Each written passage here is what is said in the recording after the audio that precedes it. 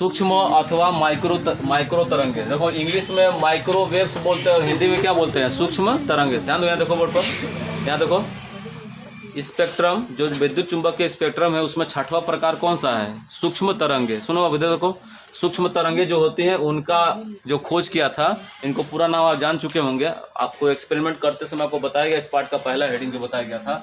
इनका पूरा नाम क्या है, हेनरिक रुडोल्फ हर्ट्ज। इनका पूरा नाम है हेनरिक रुडोल्फ हर्ट्ज।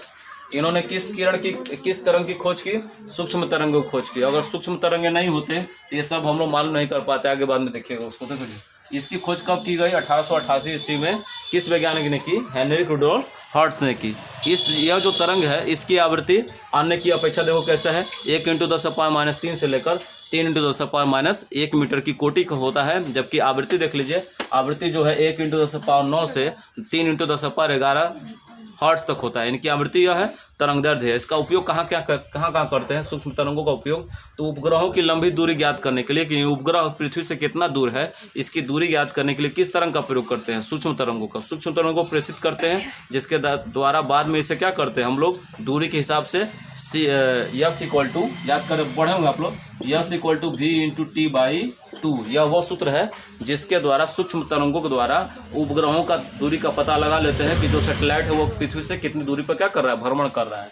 आगे देखिए, गेंदों की स्पीड का पता लगाने में, आप लोग कभी कभी मैच देखे होंगे, तो जब कोई गेंदबाज गेंद क्या करता है, फेंकता है, जैसे वो फेंकता है उसकी स्पीड तुरंत कंप्यूटर यानी वो हमारे टीवी पर की स्क्रीन पर आ जाती है कि 150 किलोमीटर प्रति घंटे की रफ्तार से। ये जो स्पीड का पता लगाना वो किसकी सहायता से होता है, माइक्रोवेव्स की सहायता से होता है। माइक्रोवेव्स जो होते हैं उस सतह से संयोजित होते हैं।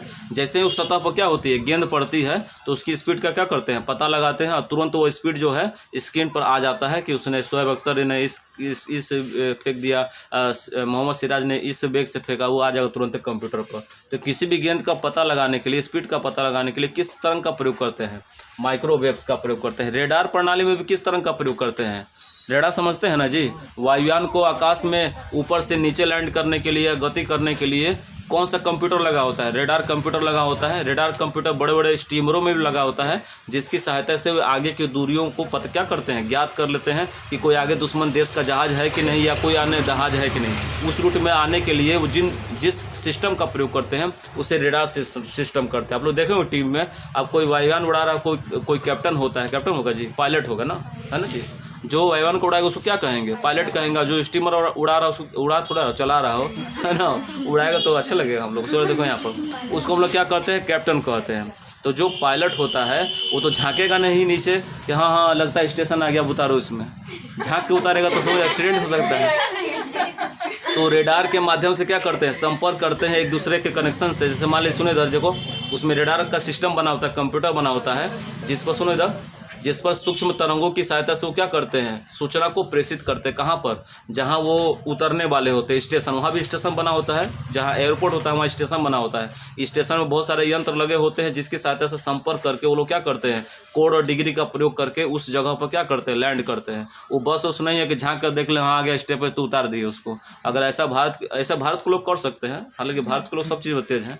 वो रेडार का बिना प्रयोग के भी क्या करते हैं, एरोप्लेन उतार सकते हैं, कोई दिक्कत नहीं हो सकता। रेडार प्रणाली में किस तरंग का प्रयोग करते हैं, सूक्ष्म तरंगे कौन है, माइक्रोवेव्स का प्रयोग करते हैं। गेंदों का स्पीड का पता लगाने में माइक्रोवेव्स है, उपग्रहों की लंबी दूरी ज्ञात करने में माइक्रोवेव्स है। नाम तो बहुत छोटा है, काम बहुत बड़ा है बाबू, याद करिएगा।